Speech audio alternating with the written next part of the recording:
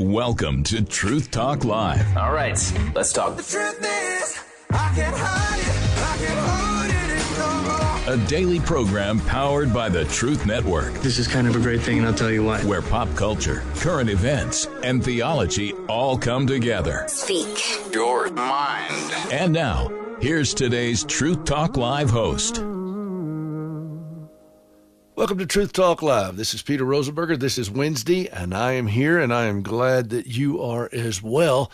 And if you want to be on the program, 866-34-TRUTH is the number, 866-348-7884. And we are thrilled to delve into some very fast-moving events in our world. How many of you all saw the debate last night? I watched every bit of it, and a little bit of the afterward to see what people thought, but then I had other things that preoccupied me, but I did want to watch it. I was very impressed with the discourse. I felt like it was very substantive, and we're getting to know both candidates a little bit better, and I thought that J.D. Vance came on pretty strong and looked very poised. I think Governor Walz started off a bit slow and very nervous. We have a saying out here in Montana where I live that you get out over your skis, and he was working too hard. He was leaning into it too much, and it needed to he needed to just kind of, take a step back, take a breather, and slow down. He was a little bit on the manic side, and he kind of and the sad thing I think for him is that he really didn't find his stride until he got into the abortion issue, which that is not an issue that I wish to be known for getting into my stride about. That's it's a horrific evil in this world, and we have allowed this under our watch as believers, and it is a monstrous evil, and that's what animated him and got him engaged. And I think most pundits feel like that he came across a lot stronger and a lot more engaged once he got to that topic, which is kind of sad, isn't it?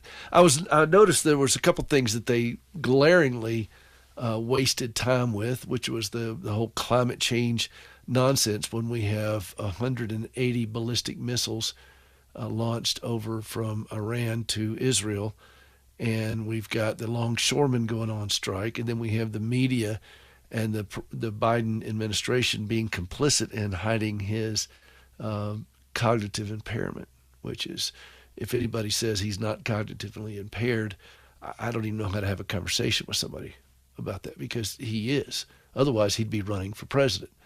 And then I thought it was a little bit on the hubris side of Governor Walz to say that, Donald Trump is 78 years old, that kind of thing. And I'm thinking they were going to run an 81-year-old guy that couldn't go upstairs. I mean, the biggest enemy to the White House was a flight of stairs. And so I thought that was a little bit on the disingenuous side. But otherwise, I felt like it was pretty substantive. I did enjoy watching J.D. Vance go after Margaret Brennan and Norah O'Donnell for breaking their own rules. And then they cut off his mic, and I thought that was kind of fun to watch. I'm going to start off with a quote for you from one of my favorite sources to quote from, if I may end with that word, and that is Sir Winston Churchill. And when I watch the discourse in our political climate, I'm watching and I'm seeing this statement bear out. He occasionally stumbled over the truth, but hastily picked himself up and hurried on as if nothing had happened. I just love that quote. He occasionally stumbled over the truth, but hastily picked himself up and hurried on as if nothing had happened. Does that resonate with you as you watch the discourse in our political theater these days? And it is political theater. I was at I was invited by Senator Marsha Blackburn of Tennessee to be her guest when we lived in Nashville at the State of the Union back in 2018. I think it was 2018, maybe in 2019, but it was some time ago, and I was up there in the at the House of Representatives watching all this thing go on, and I've been around a lot of politicians over the years, and I've been in a lot of political events and ceremonies, but I will tell you this. When I was in Washington, D.C. for this thing, it is theater on the grandest scale. I mean, it is pure political theater. And I was watching this craziness unfold. And so anyway, I'm a junkie of political stuff. I am, I admit it. I love watching it. I like seeing the intrigue and the policy shaping and the, as Bush would say, well, as they said about Bush, the strategery, and I enjoy watching it. But at the core of it, I'm also very concerned about the direction of this country and the leadership of this country, which seems to be wanting and feckless. We do know that God is sovereign, and God establishes civil leadership. He said this in Scripture. And, none of this is outside of the authority of God. And they even if they act inappropriately, they are put there because of the authority of God. But in this country, we have certain freedoms that are given to us and certain rights. And if we do not take advantage of those and be good stewards of those, we will lose them. It's just a matter of time. And part of that is we have to vote. So I want to make sure that I do my part in encouraging as many people as I can to vote, to register to vote and to vote. And the time is running out. We've only got 33 days left before this election. And if you think this is a consequential election, then I would suggest you make sure you vote, because it is imperative on us to make our voices heard. And some people, and I said this last week, some people say, well, I'm picking the lesser of two evils. No, we're voting to lessen the evil at whatever level we can, and that we could live peacefully if possible. But we have to do our part. We have a stewardship responsibility. And this is an extraordinary nation. I come from a family of great emphasis on duty and stewardship. And part of that is voting. And my father passed that on to me. And I honor his memory and the work he did with his life by making sure that I carry on his commitment to helping push this nation forward in a better direction. This is Peter Rosenberger. This is Truth Talk Live. We're going to talk about this thing with Israel when we come back. Don't go away. Truth Talk Live. You're listening to the Truth Network and truthnetwork.com.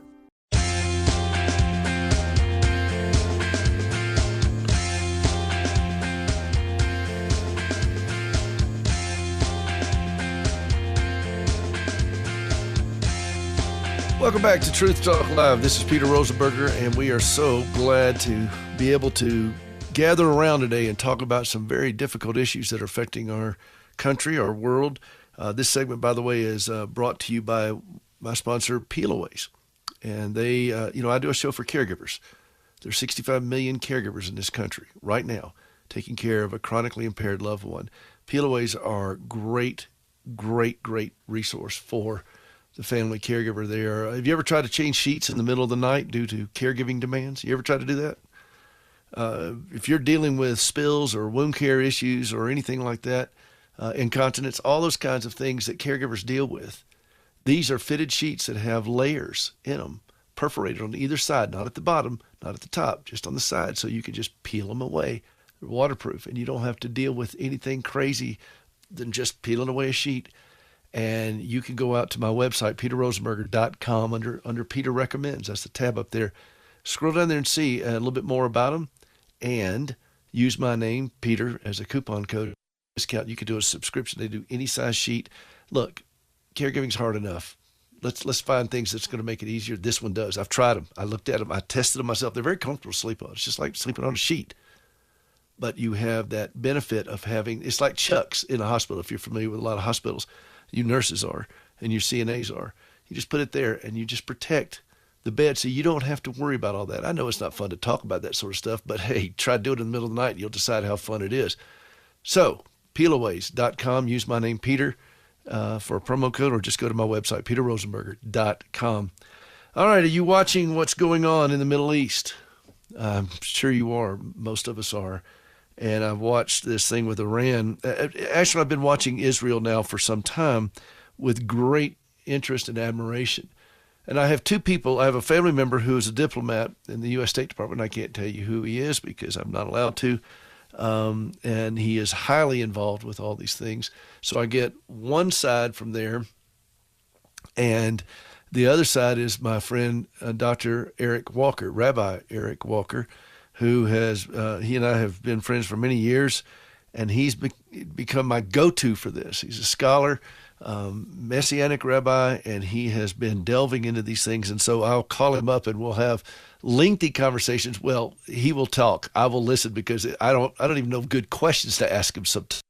But he's calling in from Belize, down in Central America, and I'm thrilled to have him here. And so, Rabbi, how are you feeling? I'm here.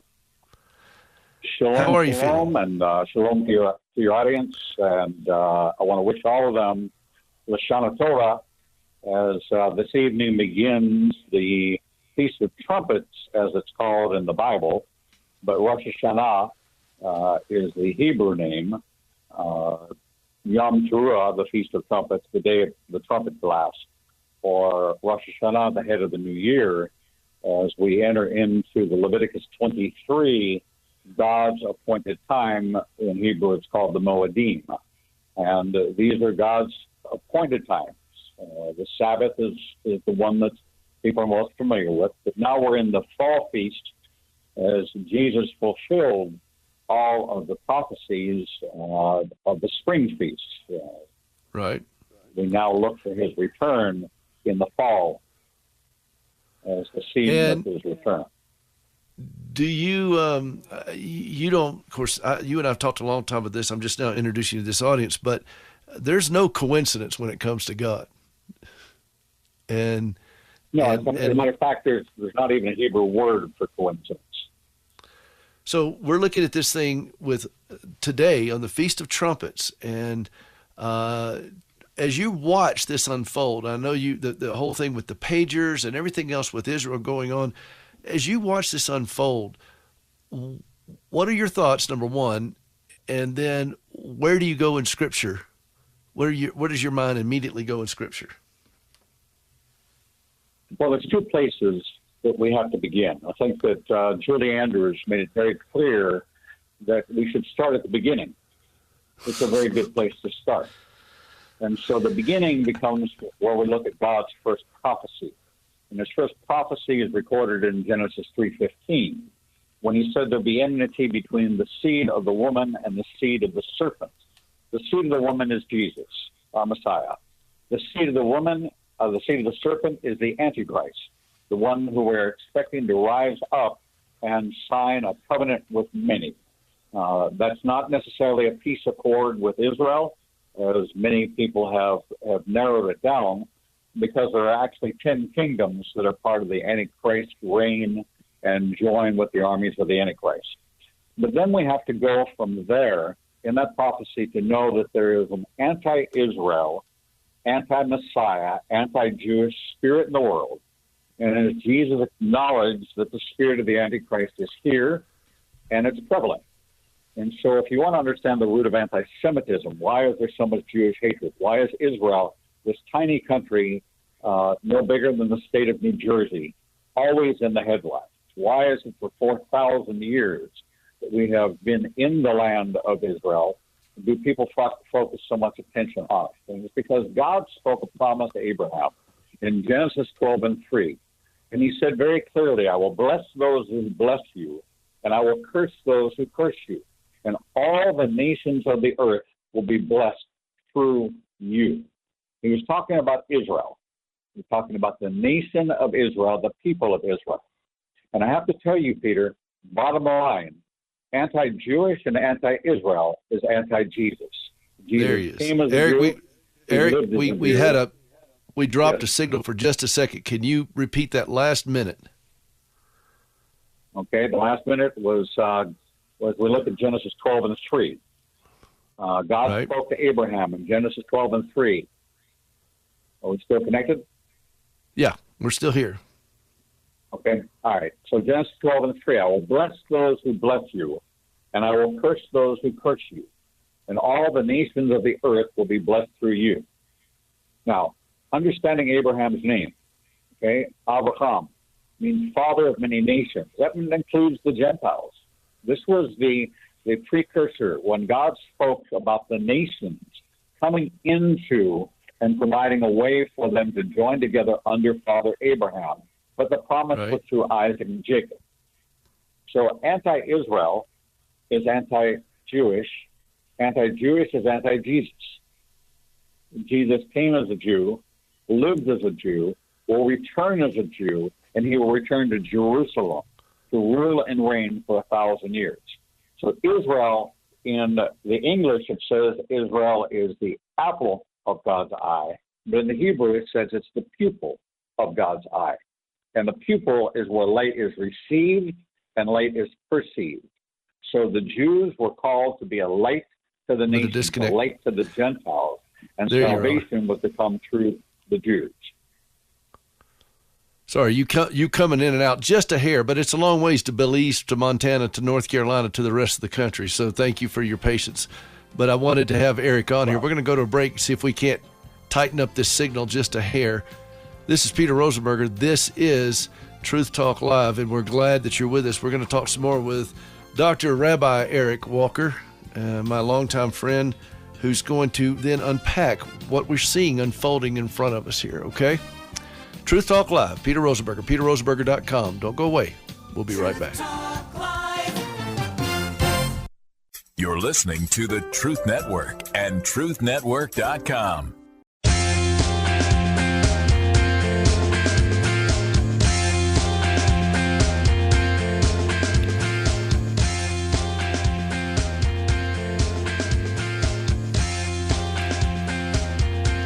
Welcome back to Truth Talk Live. This is Peter Rosenberger. Glad to have you with us. 866-34-TRUTH, 866-348-7884, and it's peterrosenberger.com. I'm talking with my longtime friend, Dr. Rabbi Eric Walker.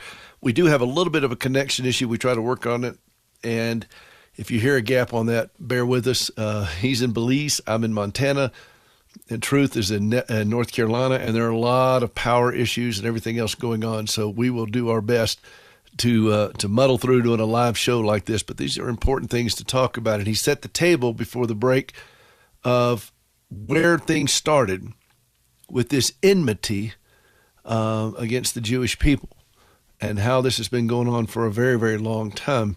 And so I wanted to, as we do that now, I want to get you, Eric, to go into what are you seeing when you're watching all these things? I know you can't watch the news and see all these things happening without immediately just your mind just like dominoes flipping through all the scriptures that come to your mind. Where's your headspace with this? Well, as we look at Iran, the first thing we have to understand is the very name Iran used to be called Persia. It was under the rule of the first Shah of Iran.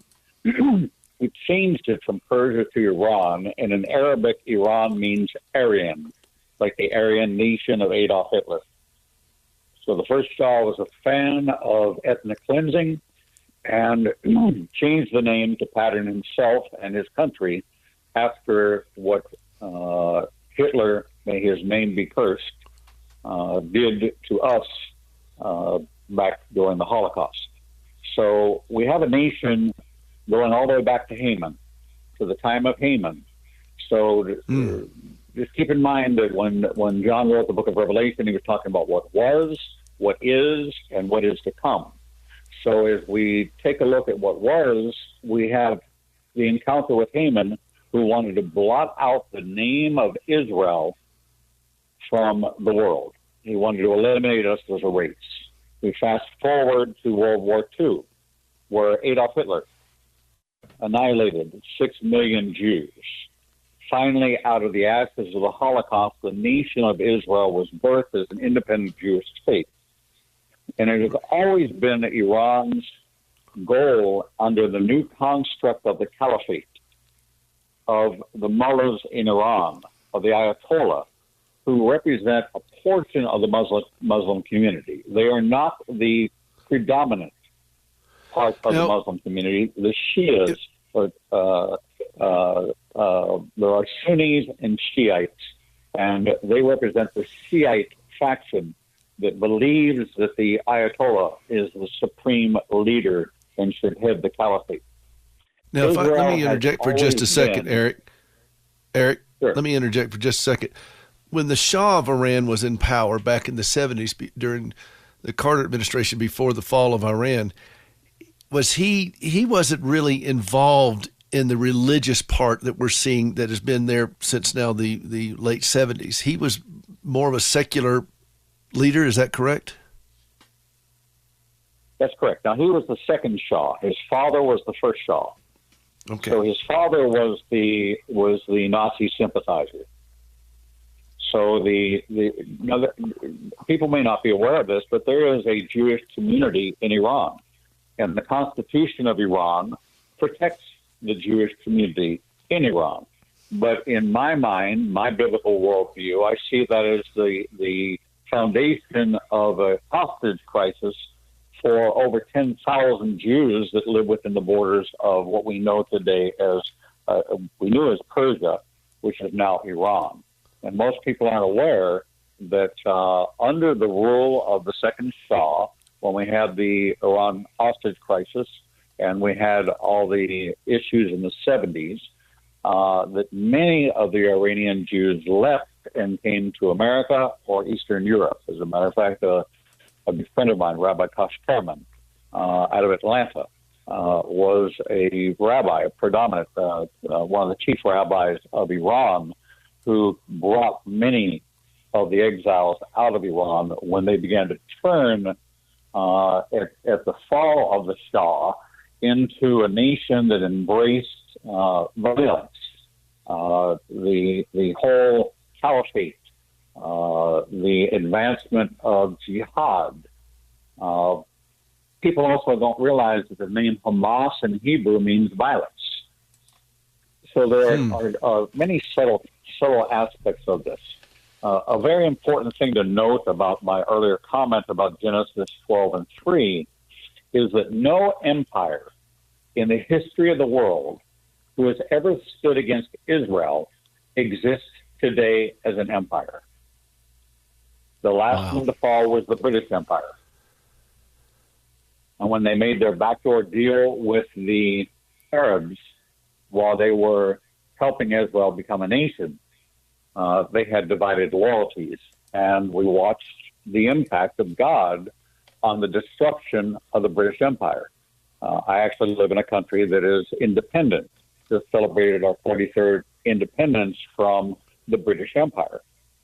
So no empire that's ever stood against Israel stands today as an empire.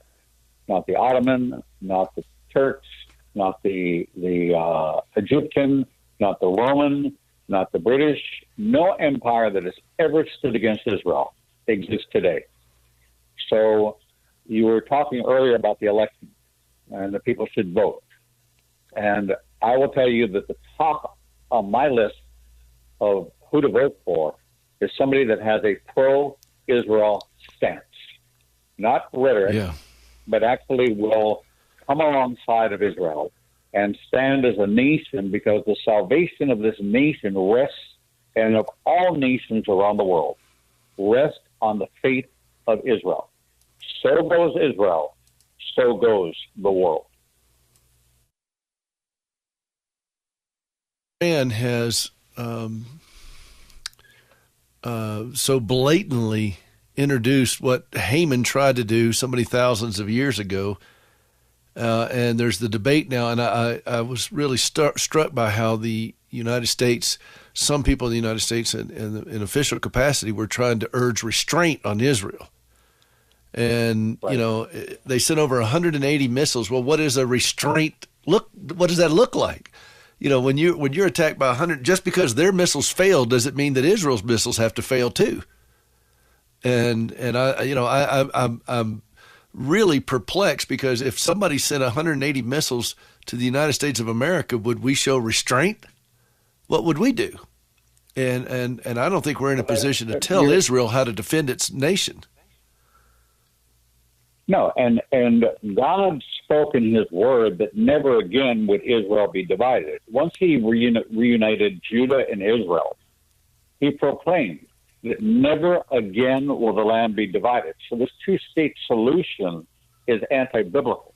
It's anti-God. And what's happened in the church, Peter, is, to me, the most troubling aspect of this. Politics is politics, but the church has a deep obligation to go back to the beginning, to the foundation, understanding that there was no New Testament at the time of Jesus. Understand that the rule and reign of Jesus will come out of Jerusalem. That this is where everything will happen in the millennial reign of Jesus. He returns to redeem Israel. He fights them, as we read in Isaiah. I saw a man whose garments were stained with blood. I asked him what the meaning of this was, and he said, I had to fight them by myself. There was no one to help me, and I redeemed them with my outstretched right hand. So Jesus is going to save the leadership of Israel, the very same ones that Jesus spoke to in Matthew 23:37 through 39. O Jerusalem, Jerusalem, you who stone the prophets and reject the one sent to you. Like a mother hen longs to gather her chicks, how I long to gather you back to me, but you're not willing. Jerusalem, you will not see me again until you, the Jew, cries out, blessed is he who comes in the name of the Lord. You start annihilating the Jewish people, who's going to call for Jesus' return? According to the text of Scripture, according to Jesus' own words. Well, this is where we are as a country. We're divided on this, and we've got people, we have campuses and schools, education, so forth, and they're not even trying to hide it anymore. How does this, what you're seeing unfold with this missile attack and now what Israel is prepared to do, I don't know what they're prepared to do, but I'm sure it will be significant. Where is this in line with, for example, Ezekiel? Well, Ezekiel 38 and 39 talks about a confederacy of nations, the Gog of Magog. Many thought that would be Putin. Hang on. With Turkey. Oh, hold on. I just heard our music and going to a break. I wasn't watching the clock very well. We're talking with Dr. Rabbi Eric Walker, who's helping us see biblically what we're seeing unfold right now in real time and understand, how did we get here? What's next? Where are we going? What does the Bible say? This is Truth Talk Live. We'll be right back. You're listening to the Truth Network and truthnetwork.com.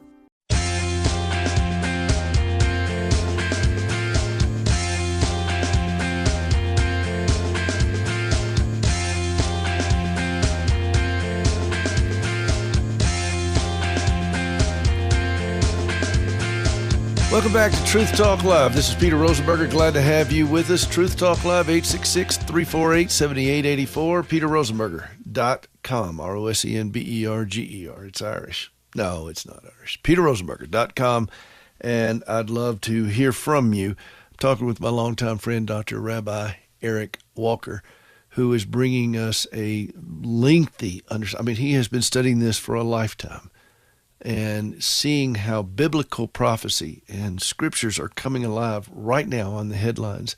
And we're talking about what's happening with Israel and the attack from Iran, Israel's response, Israel's preservation, why spiritually we are here. What happened? How did we get here? And we were just getting ready to get into Ezekiel 37, 38, what he sees happening, and it's probably more than just that. Last segment here. Go ahead, take it, Eric. Where's your headspace with this? What are you thinking? Well, we're looking in the book of Ezekiel, and there's names that describe in Ezekiel 38, 7 to 14, Gog and Magog. And this is, what we're seeing now is setting the stage for the campaign of Armageddon. Now, what's difficult to do is to try to fit into the narrative all the pieces, because we know Russia, China, and Iran are collaborating with North Korea. North Korea isn't mentioned, but Libya, Ethiopia, Russia, Turkey, Iran are all referred to in this campaign of Armageddon. And the reason I call it a campaign is because it's not a single battle. Right? As a matter of fact, the best picture I can give you is that in World War II, we used London and England as the staging area for our airplanes and for our troops.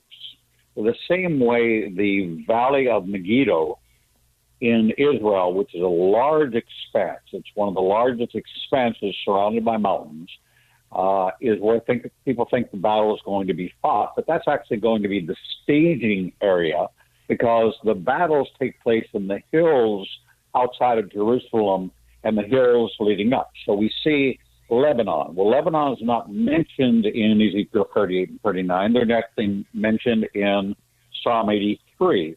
So we have two great battles in the Bible.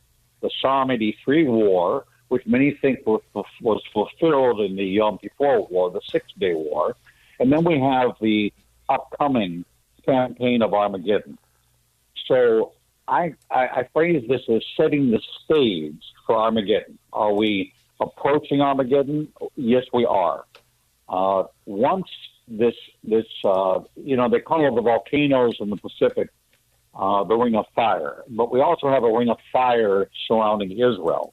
And ultimately, the Muslims nations, of which Ishmael 12, there's now 55 contiguous Muslim nations surrounding Israel. They will coalesce. Right now, excuse me. Right now, we have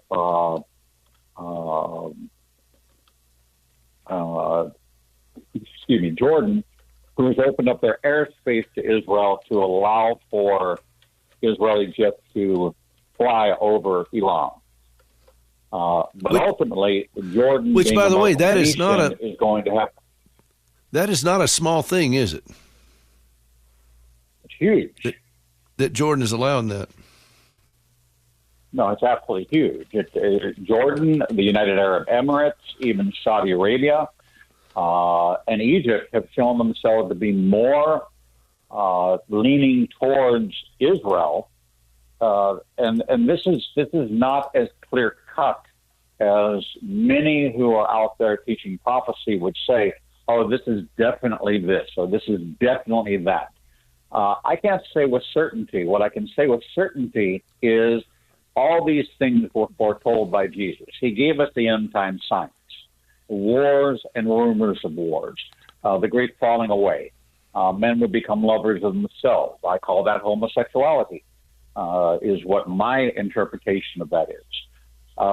But we know that these are all end time signs. Now, what's interesting, Peter, is that it was 2,000 years from Adam to Noah. It was 2,000 years from Noah to Jesus. It's been 2,024 years since Jesus and since Jesus' birth, 2020, we're in 2024. So we're just a couple of years into this next 2,000 years. So we've had 3 periods of 2,000 years prior to today.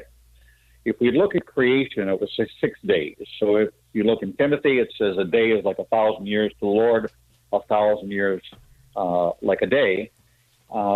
It really is kind of random unless you tie it back to Genesis and creation.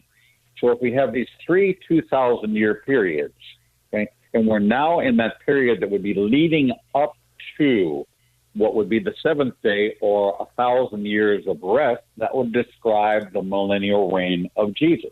Jesus doesn't come back until the campaign of Armageddon happens. So we're looking as these pieces of this chessboard are being moved around, alliances are being formed, and these weapons are being raised up against Israel, and they're surrounded on all borders, with the exception of northern Saudi Arabia, northern Egypt, Lebanon's an enemy, Syria is an enemy, Iraq is an enemy. You have Jordan to the east, which has been neutral and actually in some ways leaning towards and taking a lot of heat from the other Arab nations about opening up their airspace. So as we look prophetically, we see the pieces being moved around the board to set the stage for the campaign of Armageddon. Now, what does that mean? Okay, this battle of the armies of the Antichrist coming against Israel. 2/3 of the Jews died. 1/3, the remnant, which is a very interesting number because 1/3 of the Jews died in the Holocaust. And God's going to redeem 1/3 of the Jewish population, the same way he did when 3,000 died on the giving of the law, the Feast of Weeks, which is Pentecost, the same day as the giving of the Spirit. 3,000 died when Moses came down the mountain. 3,000 were saved when Peter came down the steps. And God is the God of redemption. He is the Redeemer. So these numbers mean things. So I'm not a numerologist, but I do look at the numbers, and these numbers mean something. The rise of the Antichrist will come when somebody comes along whose name in Hebrew adds up to the number 666.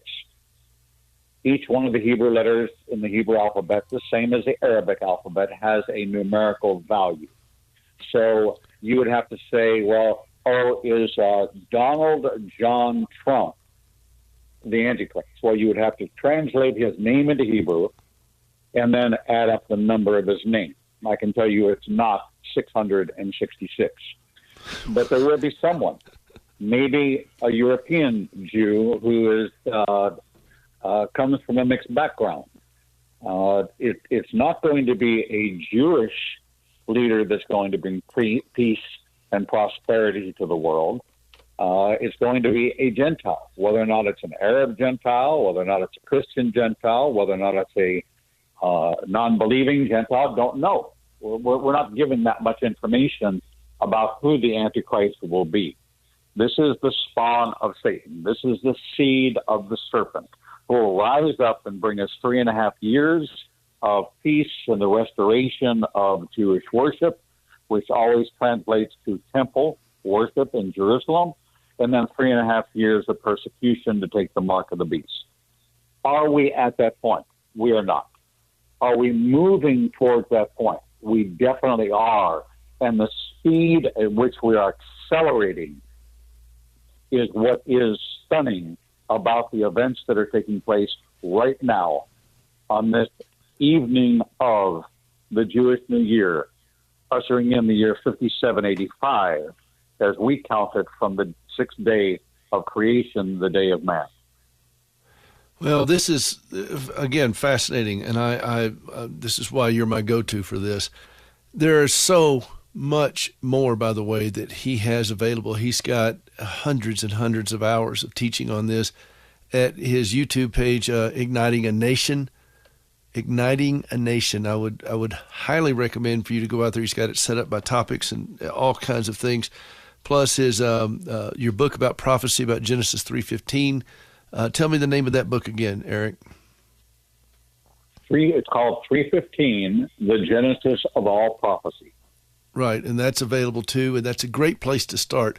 It's very important for us to educate ourselves on these things of what's going on. We don't want to be caught unawares. We don't want, we don't know the time, but we are told to be alert, to be vigilant, and be expectant, and then be good citizens in the place where the Lord has us. He knows where. You go back to what he said in Jeremiah 29. He said, "Look, I put you here. You need to stay here until I'm ready to come and get you, because I know where you are, and I know the plans I have for you." God knows where we are, and he knows the plans he has for us, but we have responsibilities. And I would encourage you all to get out and vote. I would encourage you to study. I would encourage you to get this book. And Eric, thank you, as always, for being a part of the program today. I do appreciate it. We'll have you back on, all right? God bless you, brother. God bless all of your audience. And once again, may they have a sweet and happy New Year. Amen. This is Peter Rosenberger, peterrosenberger.com. We'll see you next time. Another program powered by the Truth Network.